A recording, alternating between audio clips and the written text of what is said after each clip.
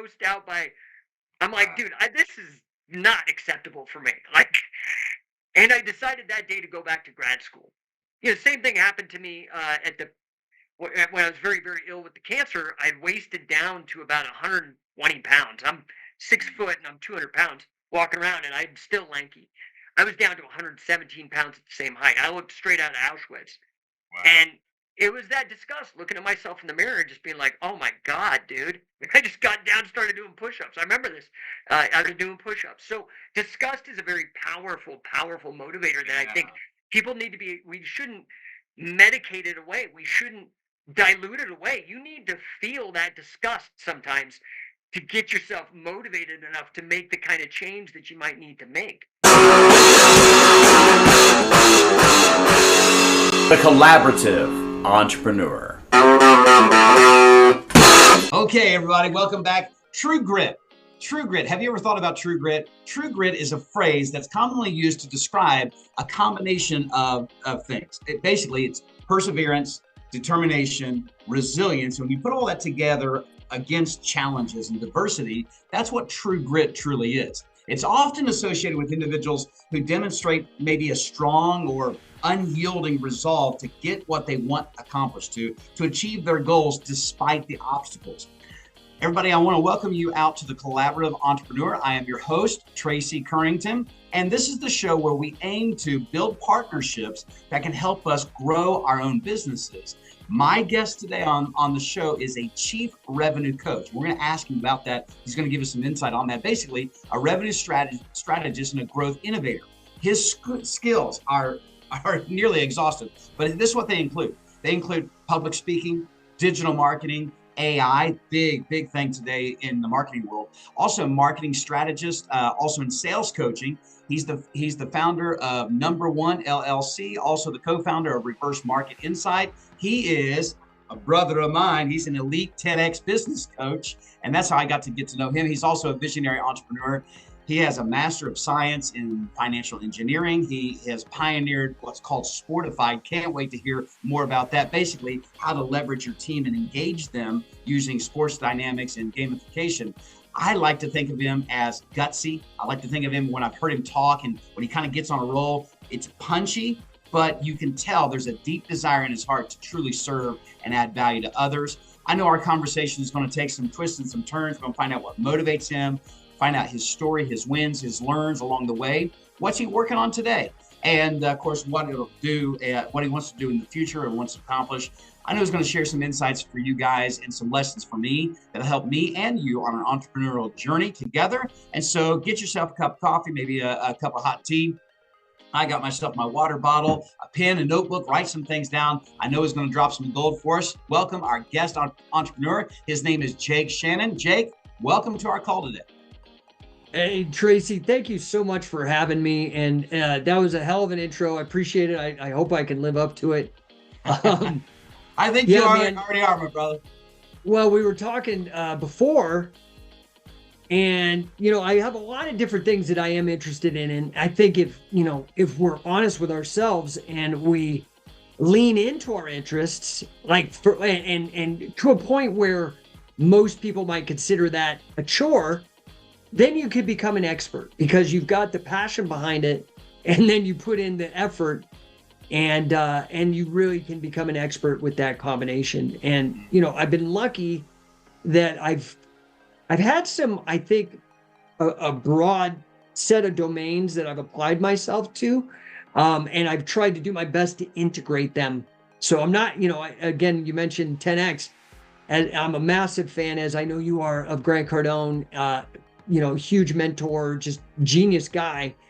And again, the folksy kind of Louisiana accent might belie the level of genius that he has.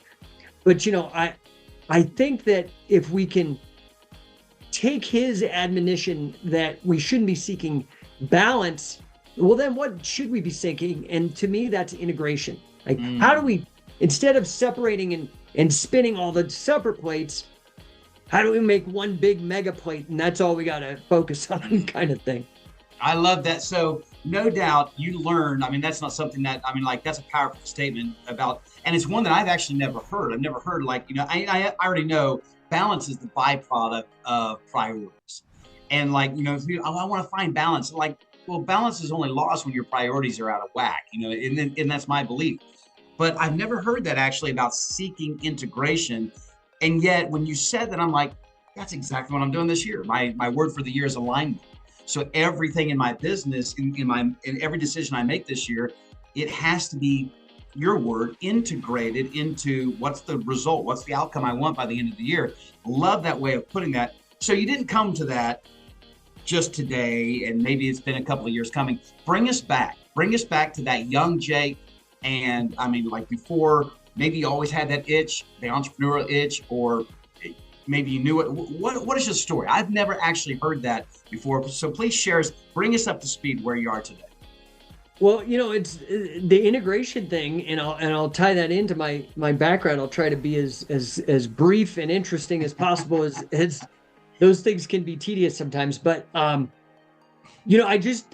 had so many different things that I was passionate about, and I had to figure out, from, like you mentioned, like an alignment or an efficiency standpoint, there's only so much me to go around. How can I really squeeze the most juice out of this as possible? And a lot of that had to do with integrating all the passions into one aligned direction. So yeah, alignment is such a great word to use with regards to that. I started out as an only child, and we were talking about the size of your family, which is, like I said before, I have a master's degree in financial mathematics, and I worked professionally as a statistician for a short time. And as such, when you start looking at statistics, you stop looking at the news, or at least I did, because one of my first revelations was like, wait, crime statistics are the lowest they've been in 40 years. What's all this dumb hype and fear mongering on the news for? Right. These disconnects, and I started just following the data and not the narratives. And so one of the things that I follow very, very closely is population dynamics, in particular. Because I started out, before I decided to veer off and get a degree in my master's degree in what's called financial engineering, I was very obsessed with economics.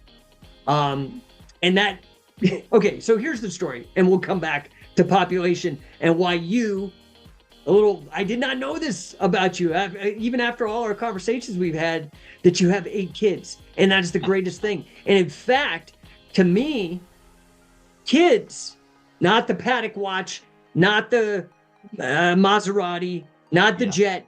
Kids are the greatest status symbol that anybody can have. And this I could quantify, because you look at Lending Tree. They did a whole study. Now, this was 2021, before all the inflation and all that crap, all that nonsense.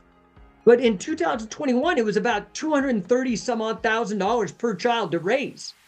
Wow. So you are sitting on about $2 million in investment. Yeah. And these are real assets. Dude, that's like the best human beings are the best asset ever. Better than real estate. Sorry, Grant, I'll put real estate number 2. But human beings are the number 1 asset resource that we have on this planet. And in fact, so here's how I'll come back to that. I got involved with looking at population dynamics because, growing up, I went to public school. My parents were very, very blue collar. I was the first person to not only get a graduate degree, but to get an undergraduate degree, which I was lucky enough to go to the University of Colorado Boulder on a scholarship, a leadership scholarship to attend. And because of that, I did not have much of an educational background. I came up like maybe a lot of more blue collar kids, and like I mentioned, I was an only child. So I was actually quite lonely a lot as a child. And so I got very creative. I started reading a lot, drawing, got into art and ideas and philosophy and whatnot. But, when you're not exposed to a lot of different ideas, especially prior to the internet. I was born in 73, so my teenage years were in the 80s. There was no internet. And so I just got sucked into, I was like this typical kind of dummy coffee shop intellectual Marxist idiot. Like you see so much from that era. Well, I end up getting this scholarship to school, and I go, and now I'm actually with really smart people. And all of a sudden they're just picking apart all these like ideas from Marxism. I'm like, oh my God. And at first I took it kind of personal, and then I realized, well, it's not me. It's that the freaking ideas are wrong. Like I studied them and tried to debate them, but they were wrong ideas. So then I went and started studying what they were talking about. And I got very, very deep down the rabbit hole of like libertarian political theory as an undergraduate. I had a couple roommates that were deep into it, and I would lose all these debates. And then I eventually was like, well, I'm losing because they're right. I'm like, I have to take my ego out of this, it's the ideas. And so I really started exploring like ideas in like free market capitalism and, could kind of, again, the flip kind of douchebag role. I flipped from one douchebag being a Marxist to then being kind of a Ayn Rand robot, and really went down that rabbit hole, and then found all the holes in that and kind of found my way. And I ended up along the way, I moved, when I was 15, I had always been involved with some sort of martial art.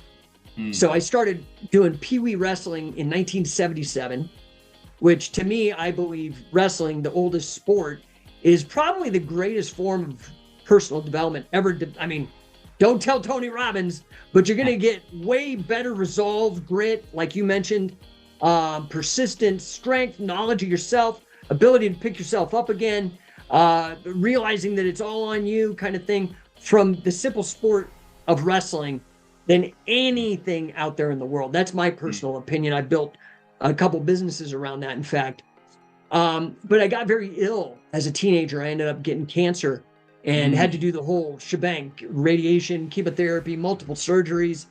Really took me out of any kind of athletics. And it happened right as I entered into high school. And so it killed any dreams of me being a professional athlete at that time. It just was brutal. So I ended up not going to a college that didn't have wrestling, University of Colorado Boulder. But I got very obsessed with martial arts and started taking up judo and picked up wrestling again once I got to the school and whatnot. Well, I have the very first two Ultimate Fighting Championships happened in Colorado. It was the only state where the laws would allow it back then. And I went. And it changed my life. And so when I graduated from University of Colorado Boulder, I decided to move to California because it was the only place where you could learn to do this kind of stuff. So I went out to San Francisco. Unfortunately, I went to San Francisco in 1995 with an English degree, which was 100% useless in terms of making money. And it was one of the most expensive cities in the planet.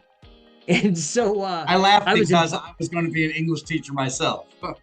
Dude, it's brutal, stupid, such a waste of my time.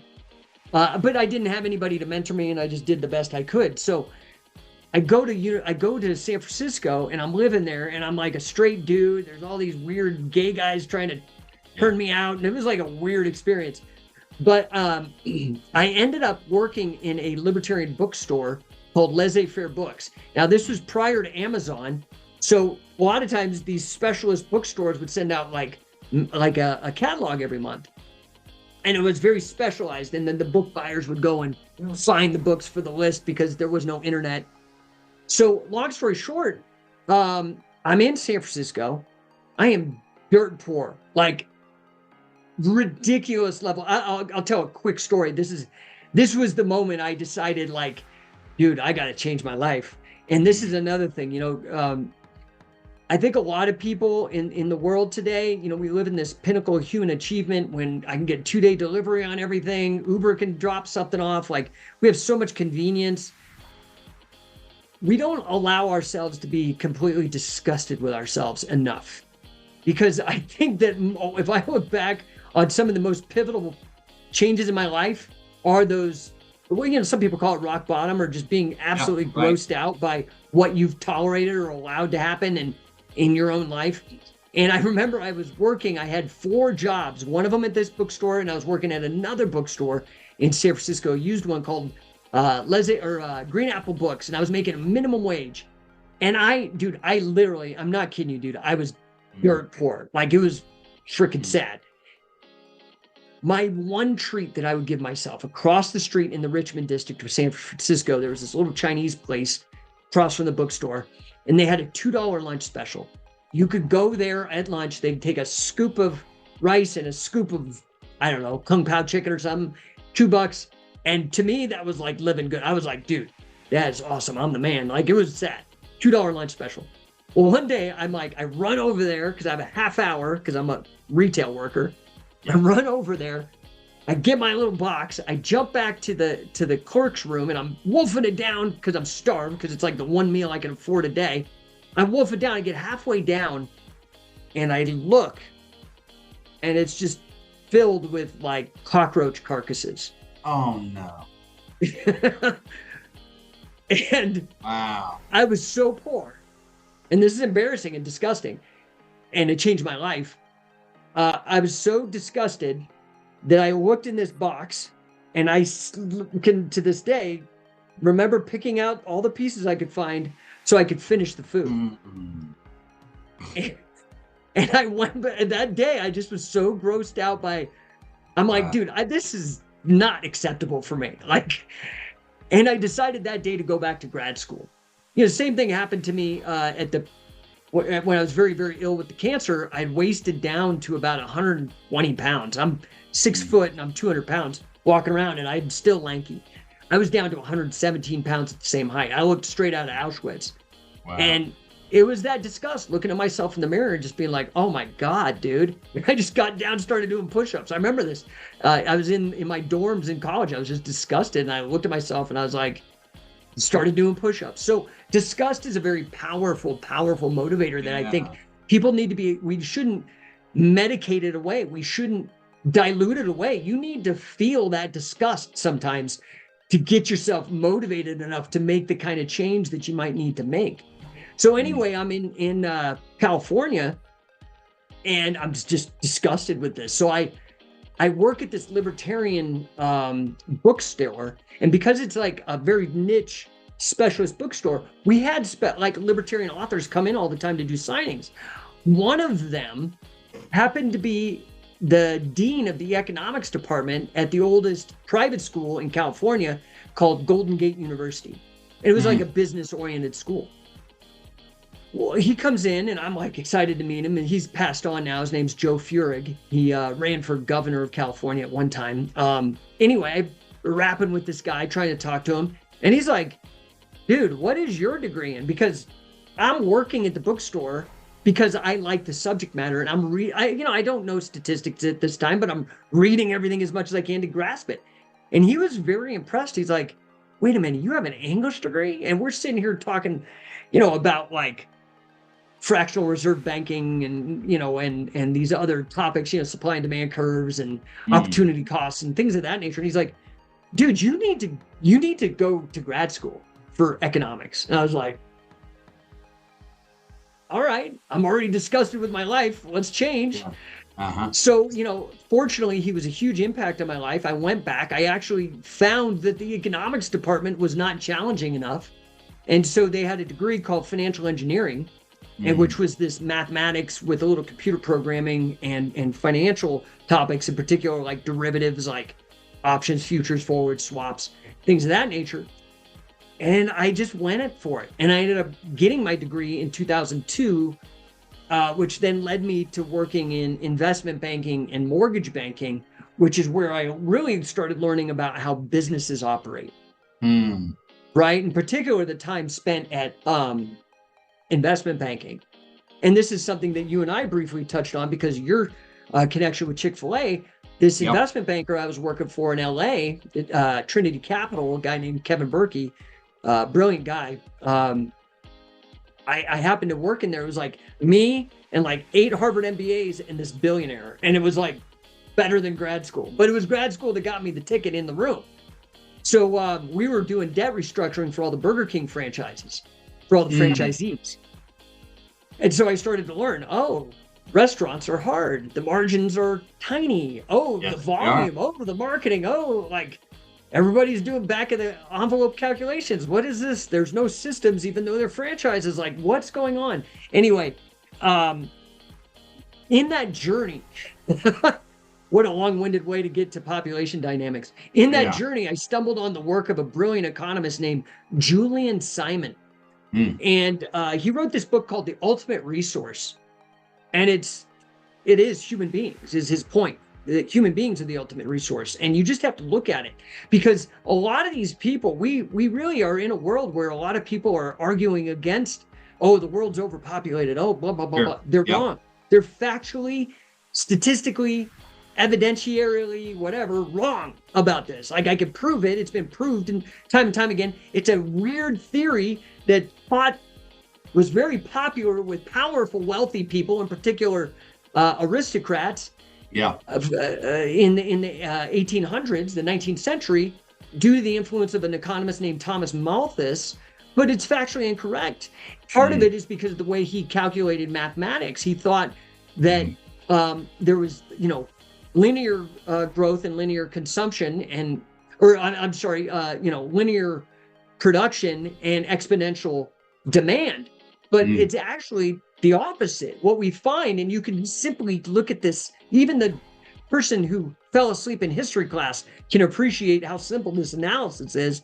You simply look at the correlation, and don't give me the correlation and causation argument. I'm just saying, like, I'm a statistician. You don't want to ruin all the, you know what I mean? Like anybody in the comments, it's just ridiculous. You can go to the research. Ever since the spike in population has happened in, let's say, the last 150 years, 200 years, we've seen an inordinate increase in technology and the ability to sustain those people.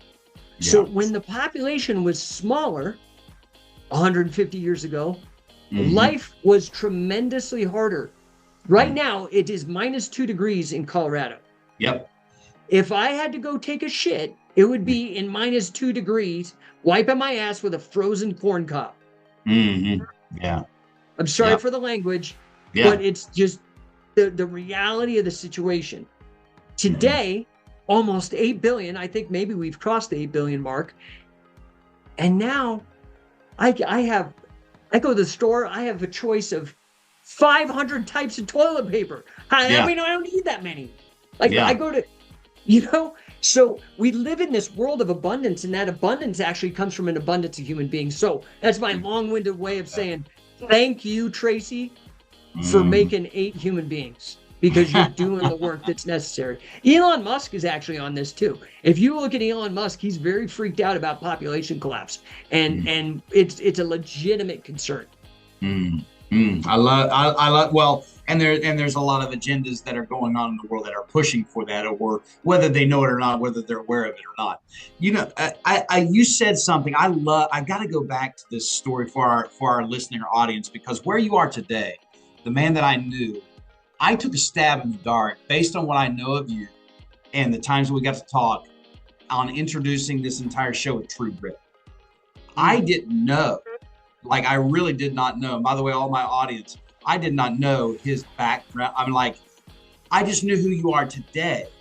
Like, the guy that I see, I mean, you're punchy, you're gutsy, you're going to say it. You're the guy that's going to take the crap in the corn cob. I mean, like, you're the guy that's going to give that analogy. Very descriptive, right? But I was thinking about True Grit, but I did not know. I may call this episode "Stop Eating Around the Cockroaches," because like what you're talking about, like, that paints just such a vivid picture. Most people don't change until they hurt bad enough that they have to. And your change wasn't that way. It was like I had to get disgusted with myself. Here I was eating around the cockroaches. And that was like, what a powerful image, what a powerful story. That puts you where you are today. So bring us up to speed, like where you are today. You're a revenue strategist. Like you said before the call even began, about a chief revenue coach. Help us understand, what does that look like for you? And I know you have the Sportify. I mean, like, you're a pioneer in different areas. And like, it's just so interesting to me. Like, most people in school, what are the two subjects they suck at? Math and English. And here's the like the two that you like excel at. So like, all of my kids have been homeschooled. So I know for a fact, when I'm looking at the report cards, I know where they need to improve. It's going to be math and English. But like, here you are, you excelled in these two in these two skills, and then how it's serving you today. Bring us up to speed. Help us understand, like, how do you serve today? So if you look at that kind of background, and I appreciate that, thank you. And there's a great book out there on the subject matter of grit called Grit by I think her name is Angela Ducksworth. But it's like an academic treatment of what actually does it take to succeed, and in her case, she comes up with grit. And I think that does complement the 10X philosophy of Grant. Sure. So the I would say, I'm very much into philosophy, and particularly the philosophy of science. Mm-hmm. And that's why a lot of what's happened in the last 10 years, I've been very outspoken and vocal about, because I can argue it. I, can argue against these points because I come in from a standpoint of not just literacy, but numeracy as well, right? Mm-hmm. And so, for me, athletics, okay, so this was a major integration that I made. Mm-hmm. And that is that business is a sport. Hmm.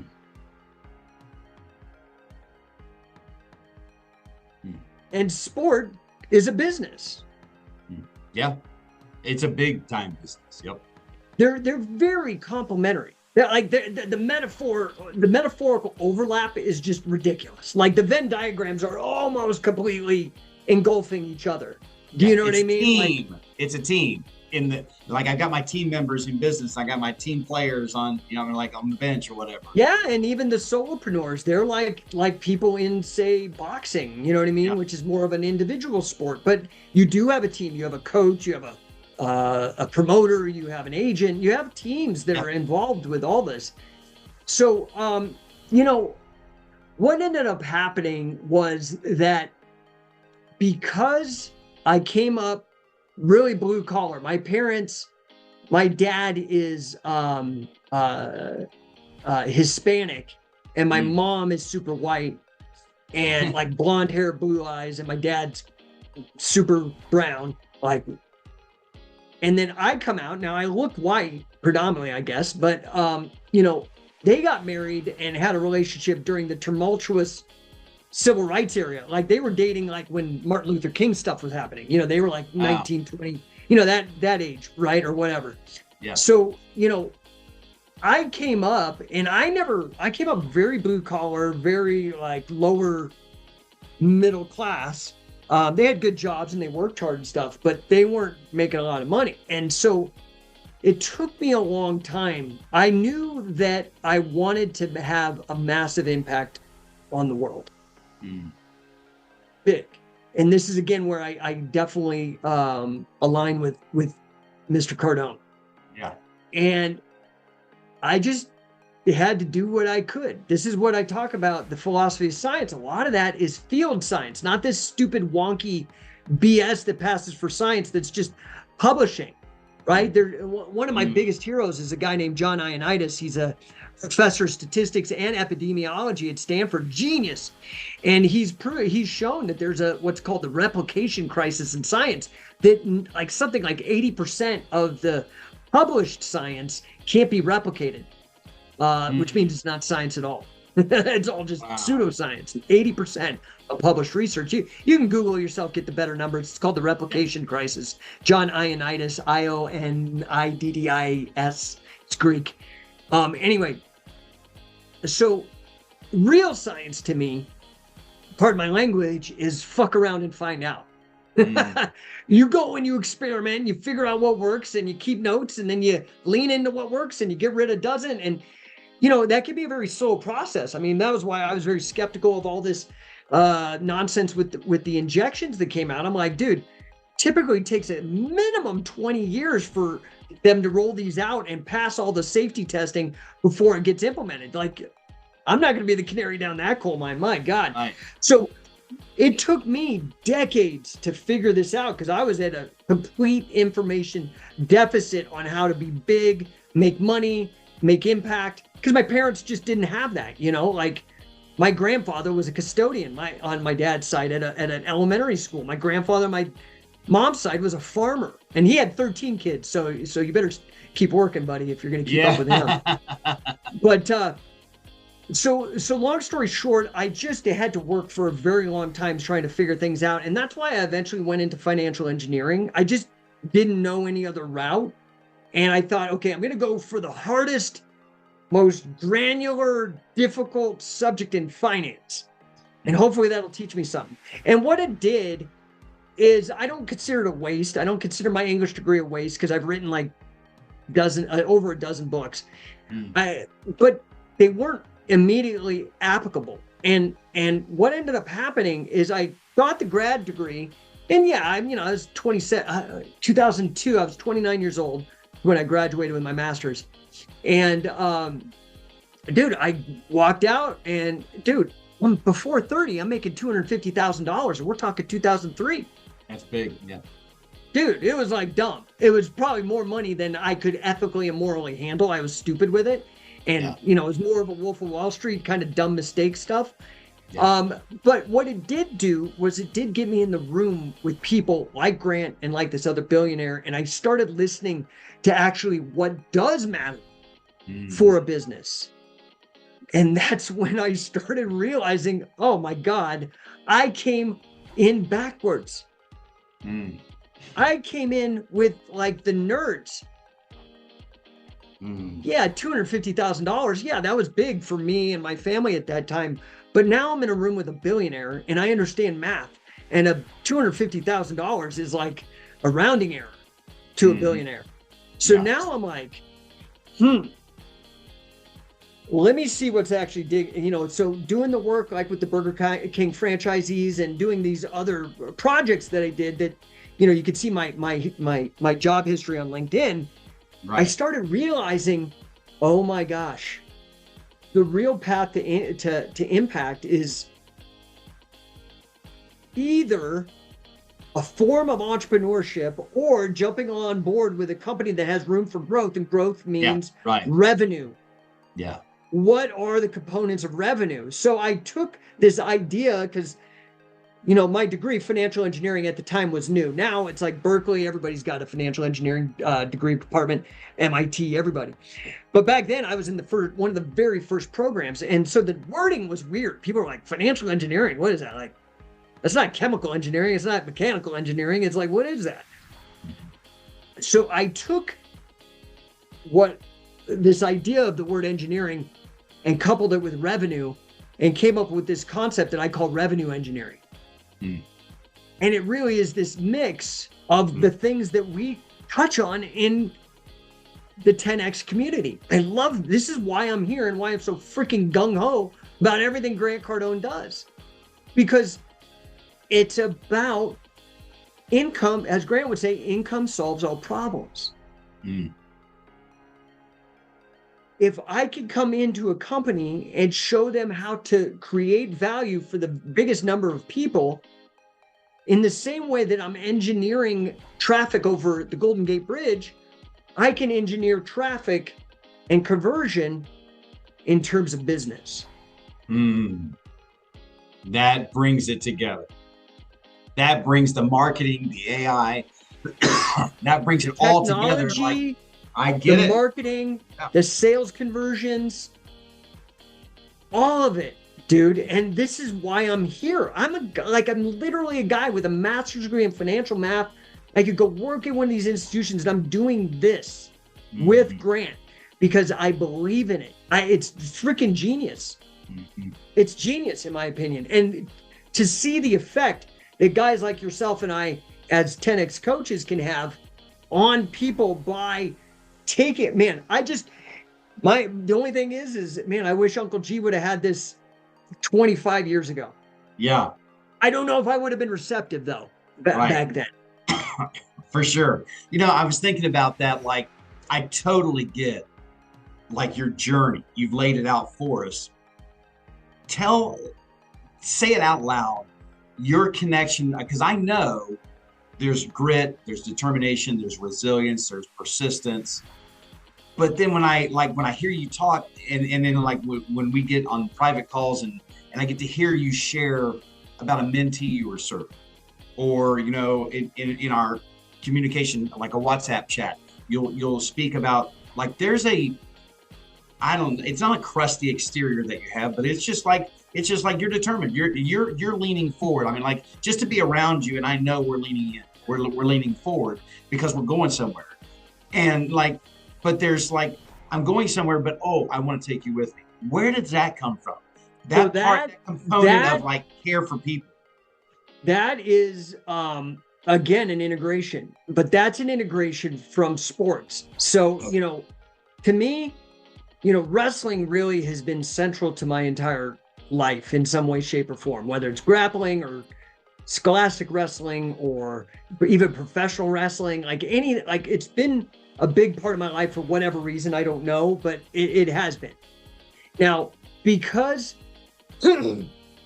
one of the things that I learned early on, and part of the reason why I try to get so much proximity to guys like Grant or this other billionaire, right, was I realized how much quicker I learned and then was able to apply the learnings in my own life and improve my life, how much faster I was able to improve my life by being around people that were better than me. I stumbled on this when I went to college. I randomly had roommates at University of Colorado Boulder I was in this dormitory called Farrand Hall. And my roommates, I had never done skateboarding, never done snowboarding. Well, all my roommates, because we're in Colorado, they came from out of state because they wanted to do snowboarding. Of course, like they tricked their parents into paying for it. Well, I ended up being with some of these guys that were like sponsored snowboarders. And I was scared shitless to go snowboarding. I'd never gone. And I realized like inside of one season, going from zero to not being as good as them, but hanging. I'm like, oh my God, you've got to get in these rooms with these high level guys always. And so, I was like, I just don't have a passion for the board sports though, like they do. Like one of my roommates now runs Thrasher Magazine. If you've ever heard of Thrasher Magazine, he's the editor-in-chief of Thrasher Magazine. Another one of them was sponsored by Morrow's skateboards. These were really influential guys, but I was like, I don't like skating. It's cool. I'll do it because it's like my friend group now, but I don't have a passion for it. But I've always had a passion for martial arts. I see UFC 2. I'm like, oh my God, I just need to do what these guys are doing with skateboarding and apply it to martial arts. So I started getting in with some high level guys, high level. And I learned what it meant to be coached by tough coaches. Wow. Tough because they care. And I started to learn to filter out the bullshit. Yeah. And because of that, you're so spot on. Some people don't like it. Mm-hmm. Yeah, right. I'm not for them. Yeah. But who am I for? I am for the people that want to go to the top. Yeah. And don't want to hear any nonsense about it. No excuses, that are with me on the power of being disgusted with yourself. Yeah. And so to me, what I ended up doing, and this is another thing that I love about Grant. Grant very much reminds me of an athletic coach. The way he approaches people, the way he talks. He's kind, he cares, but don't bullshit at me and, like, this, what are you talking about? And he'll speak straight. In the same way, if you have a booger in your nose, or your flies down, or toilet paper on your shoe, yeah, some people will not tell you that. That's right. Yeah, you're right. So, to me, I believe that a lot of what what people want in life are on the other side of hard conversations, but a lot of people are not willing to have those hard conversations.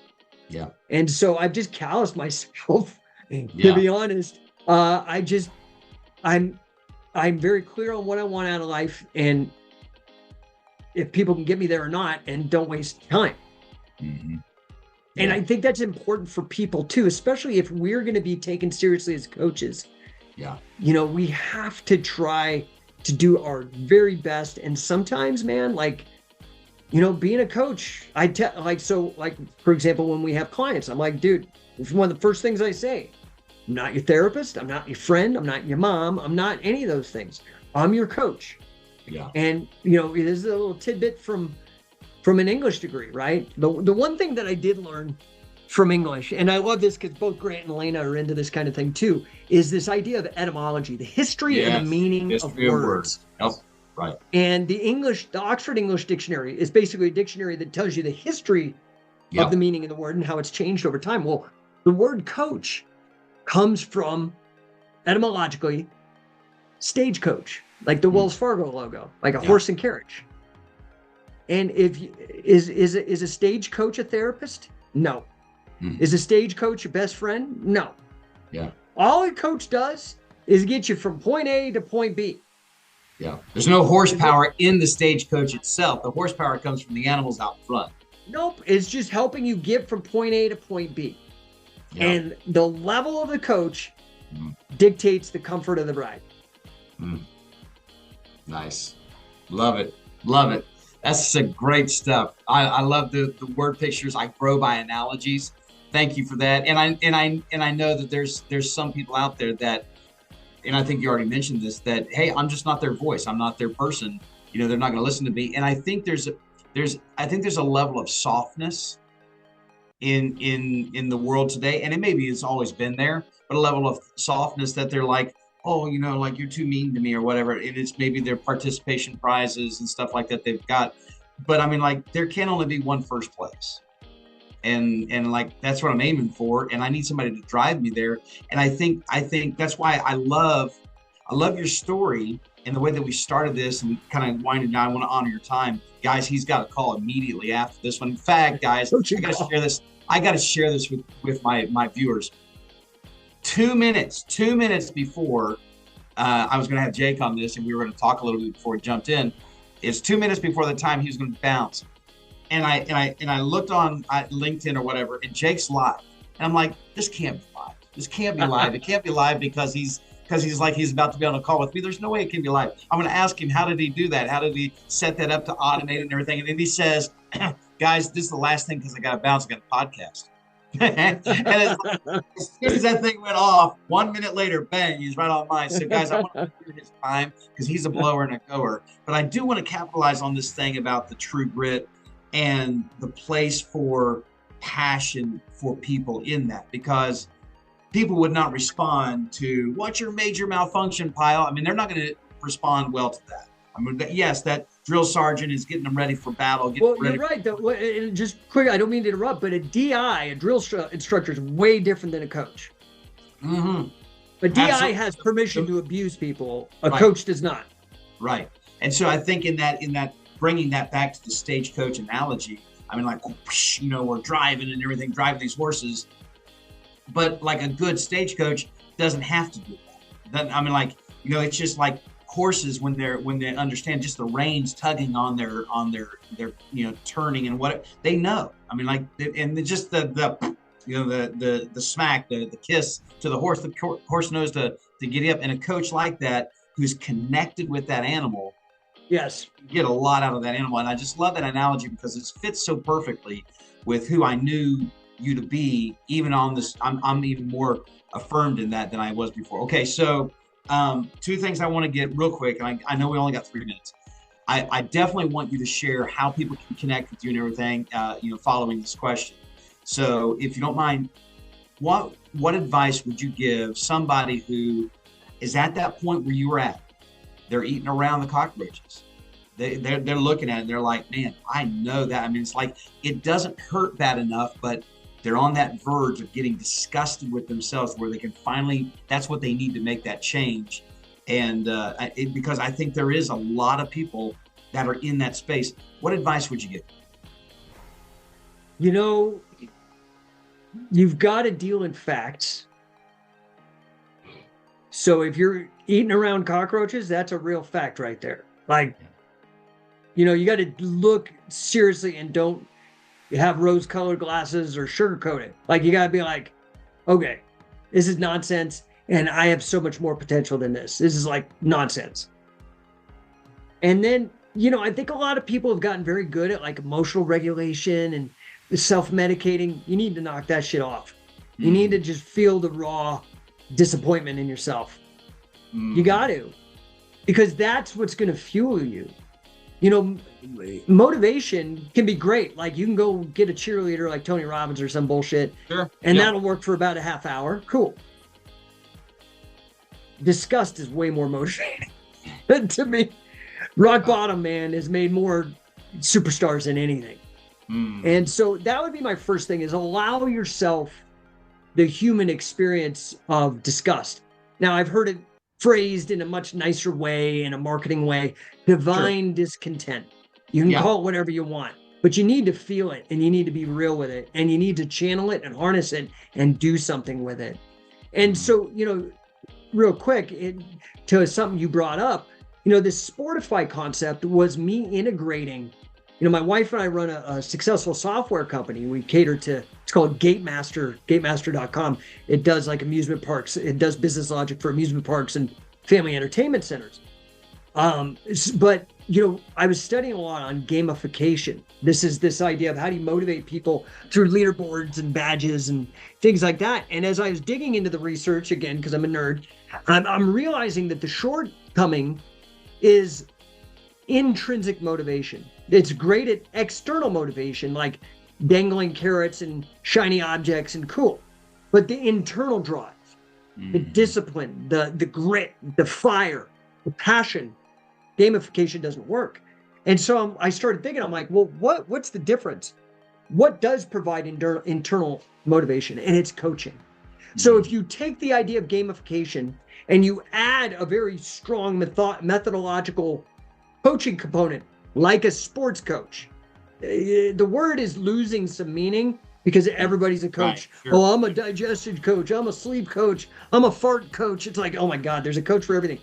But if you really look at this idea of getting from point A to point B, like effective, straightforward results, coaching is where it's at. So when you integrate coaching with gamification, you get sportification. So anyway, I just wanted to get that out and answer that question about what Sportify was about. What's the best way? What's the best way somebody watching this could connect with you? Is it LinkedIn? Is it Facebook? Is it Instagram? What's the best way? Email? Find me on LinkedIn. I'm fairly active on LinkedIn. You can go to my website. It's kind of always a work in progress. I'm never really, speaking of disgust, I'm never really satisfied ever with my website.